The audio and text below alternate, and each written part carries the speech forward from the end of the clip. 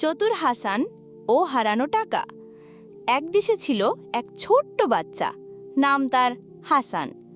হাসান ছিল খুব বুদ্ধিমান, কিন্তু মাঝে মাঝে একটু বেশি দুষ্টুও হয়ে যেত।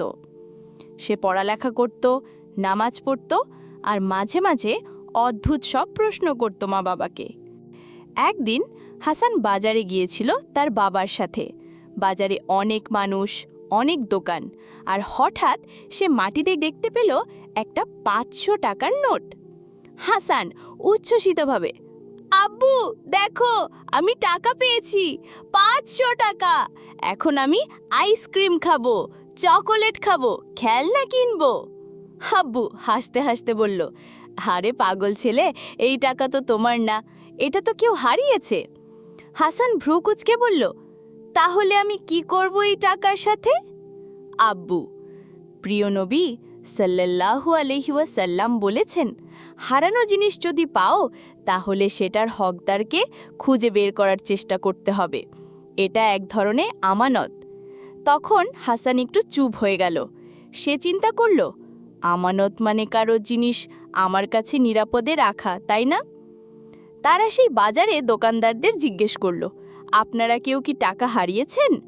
হঠাৎ এক বুড়ো চাচা বললেন, আহারে, আমার পকেট থেকে 500 টাকা পড়ে গেছে, আমি সবজির দাম দিতে পারছি না। হাসান হাসি মুখে বলল, চাচা, আপনি কি বলতে পারবেন টাকাটা কেমন ছিল?